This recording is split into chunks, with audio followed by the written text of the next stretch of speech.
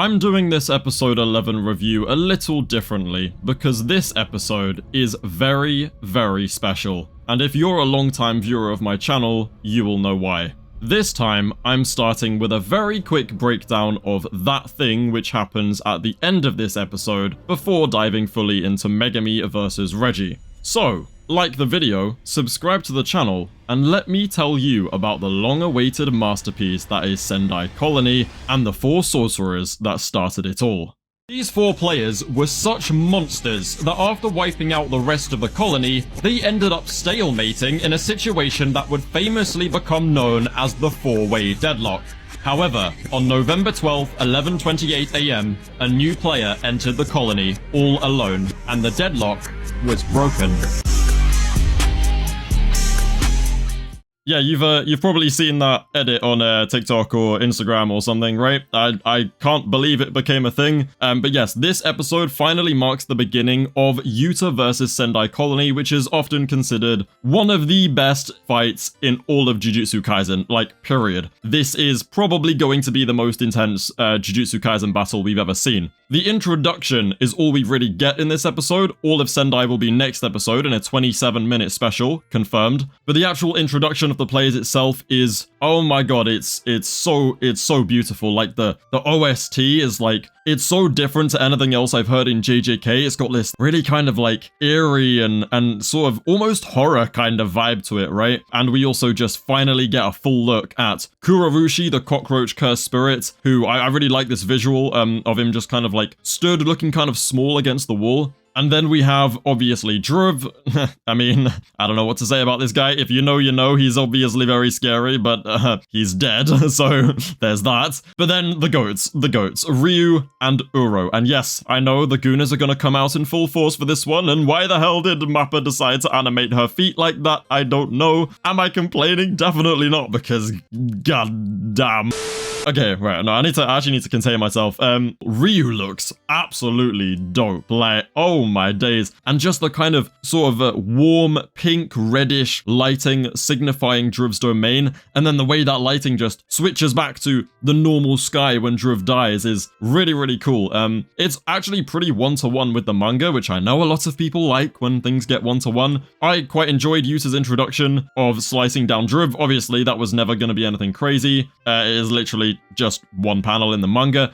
Now, what the narrator says in the manga is, Yuta Okotsu regained special grade, blah blah blah, second only to Satoru Gojo in unusual abilities. But the anime decided, or at least the subtitles say, rivaling Satoru Gojo in unusual abilities. I don't know if we needed any more Yuta glades, bro, and I know the manga is more canon than the anime, but like, that's such a, like, going from second to rivaling is insane. But yep, the introduction is peak, can't wait for next week. Anyway, let's get into it before I get flamed by my comments any more than I probably already am, because yes, I love Yuta. So immediately, we go straight back in Megumi's expanded domain. We're keeping up with the kind of, you know, neon, very vibrant blue lights on this black kind of, well not black, but dark contrast background. Weirdly enough, pink Hollow Wicker Basket, which I did think was a strange choice for Hollow Wicker Basket at first, but then I saw what they did with the episode, and basically the whole thing is like a red versus blue, or like a pinkish kind of red for Reggie and this kind of range of blues for Megumi that are just constantly clashing to the point where when they're both in their like weight battle in the middle of the episode, it literally looks like a hollow purple is about to be formed in the floor, which is dope. There was this Sakuga cut right at the beginning with a blatant Naruto reference, like Megumi literally walking on, well, it's not water, but it's shadows, walking on shadows. He's summoning like shadow clones, literally shadow clones, and they're doing the Naruto run in this incredibly like fast-paced action sequence where the clones jump Reggie. Bro, they tie that man up by his ankles and use him as a punching bag. Like, the disrespect is insane.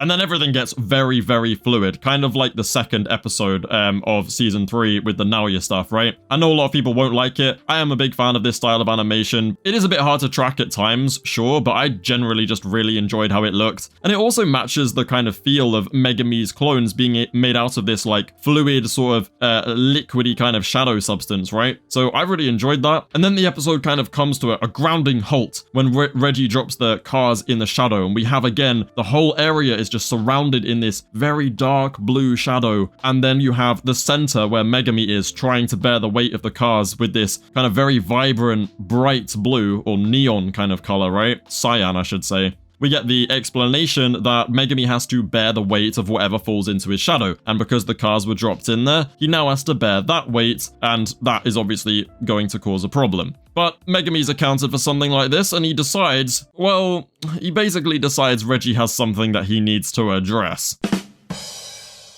I am the first person ever to make that joke. Yeah, he drops a whole ass elephant, which is actually to scale. Like, it's stated to be, because of the domain amp that his technique gets, it's as heavy as a fully grown elephant. So Reggie is just holding an elephant and only took like a fractured leg or fractured heel, which is a bit mad. I'm not gonna lie, that's kind of crazy. And they're just literally, for a big portion of the episode, stood there with this like insane kind of music and the lighting just really like bringing up the tension constantly in this sequence where they are literally just having a spiritual pressure battle, except instead of spiritual pressure, it's real pressure, like it's just weight. They're both being dragged down into the shadow. Well, Megumi's being dragged down, Reggie's being pushed down, and whoever gives up first is going to lose, because Reggie figures that if he actually falls into the shadow, he might not be able to breathe, he might not be able to get out should Megumi die, he might just keep falling forever. And sure enough, when he goes for his trump card, that is exactly what happens. And the way we just cut to dead silence, this murky atmosphere and void, it's terrifying. They were standing on this endless ocean where if they stop reinforcing their footing and fall in, it is a void, it's nothingness. He can't breathe, he can't see, he has no sense of direction, he's just falling.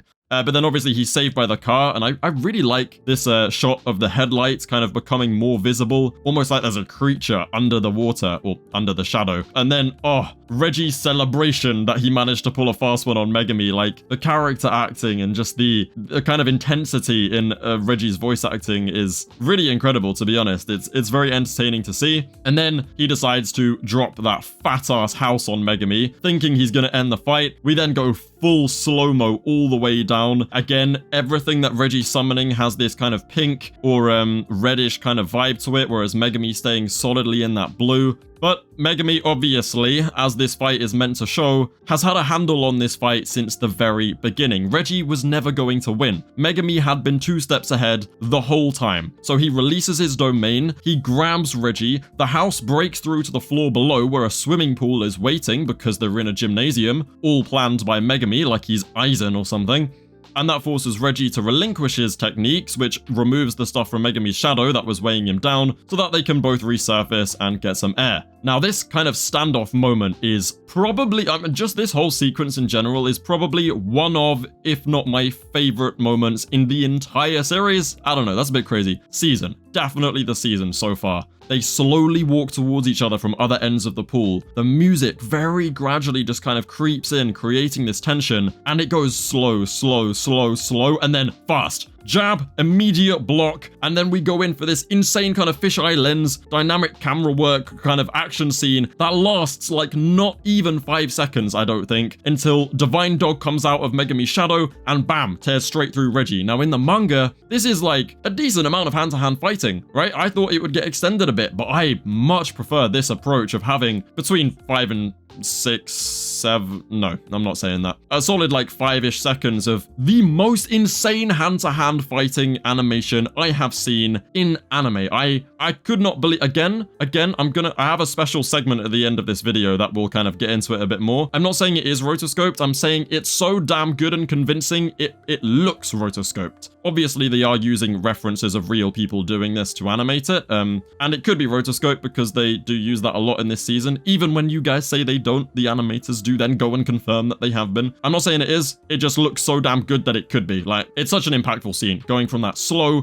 to then immediate punch, block, spin, kick to the side, Megumi dodges against the wall, fisheye lens shot, and then Megumi goes right hook to the face, Reggie stumbling, running back in, but it's too late, Divine Dog nabs him. All like done and dusted. It would take you as long to read the manga fight as it would to watch this. It might even take you longer, knowing JJK fans and their inability to read. So, yeah, just straight up peak fiction. Like, I don't know, it's my favorite hand-to-hand fight. It's short, so obviously there are fights that are more enjoyable because they last longer, but in terms of the content we actually get, this is the best, I think, a JJK fight has looked. I thought Miguel Gojo was good with the Ip Man references from Jujutsu Kaisen 0, but this is a different level, man. Not even just the actual hand-to-hand, it's the fast cuts to the different camera perspectives. Even that fisheye lens shot is like, it made me think of Kagurabachi's Reggie's paneling. You know, if you know, you know. If you know, you know. But this right there, I looked at that and went, huh, maybe they will be able to adapt Kagurabachi into a decent anime, because being able to do that in animation is ridiculous. Like, it was so well directed, amazing episode. And then to just go into the Takaba Hazanoki stuff, which again, we go back to the cartoonish, vibrant vibe. Hazanoki's voice actor was hilarious. Takaba is funny as always. You get a bar saying that his technique opposes even Satoru Gojo, but that he can't use it like that because he's a complete plum. And then you end things off with this very slow and emotional moment of Megumi walking towards a panicking Remy, who obviously thinks Megumi's going to kill her for points, but then his sister gets into his head and is like, no, you don't want to do that. And so we just see the whole exchange happen from the point of view of their shadows, to the point where Megumi just walks away, leaving Remy there. And then finally, the angel who descends down upon Megumi. I hate this character, don't ask why for an anime only. I mean, it's not Angel I hate, it's the vessel, but I'm not going to get into that now. I can't deny this shot, again, 1-to-1, beautiful. I loved it. It was mwah. And then you just transition into the Sendai segment and end the episode. Oh my god, it was dope. Just 10/10s, like in every category. Music, lighting, colors, animation, direction. I'm glazing. You get the point. And if that was good, god, I don't think any of us are ready for what we've got in store for us next week. That preview looks insane. I'm going to do something which I had to stop doing on my other channel because I didn't have the time or resources to consistently do it, but I have a little reaction highlight reel of my favorite moments of this episode and me reacting to them. So enjoy that. Let me know what you think down below. Rate it out of 10. Like, subscribe, and I will see you in a bit. That has to be a Naruto reference, surely. That has to be a Naruto reference. Oh my god, he's getting his...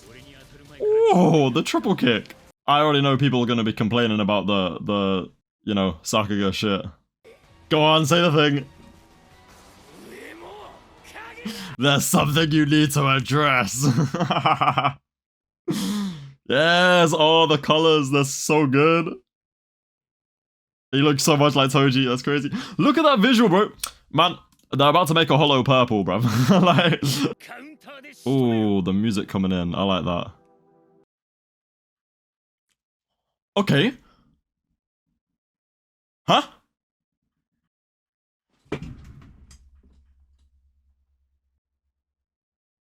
Wow. Wow. Wow. Wow. That was an approach.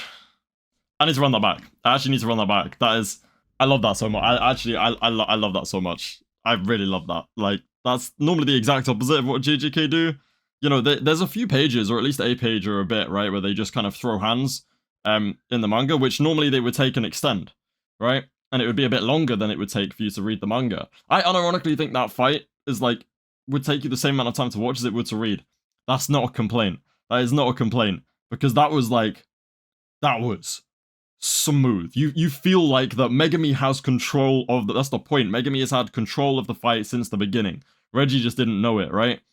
And then you just like get to this point where Reggie thinks neither of us have big moves. We're gonna have this like all out, like drawn out battle until one of us gives in. Nope. Megumi is just on it. Oh, that was sick, bro. That was so sick. And just the animation was ridiculous. I'm gonna get cooked again because it, listen. It looks rotoscoped. I'm not saying it is. I'm saying that's how good it looks. Even if it is, I don't have a problem. But obviously, references have been used. That doesn't mean it's rotoscoping necessarily.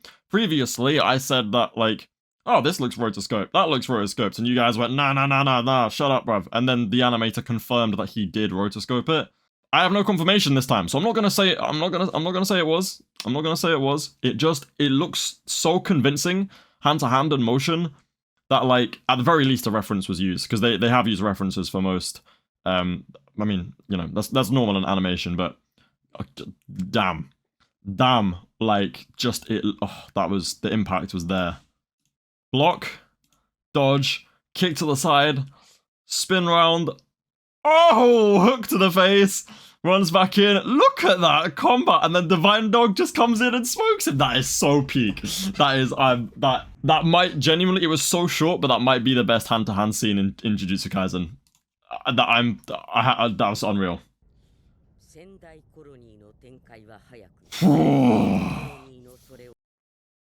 Yes, my goat. Oh, he's so cool, dude. Go on, show her. Show her. No, show her. And here come the Gooners. Oh, that's a... What's this music? Bro, this music is sick. Oh, I can't believe we're finally here. Oh, that's... Did that say rivaling? What the fuck? The unusual abilities thing is the official...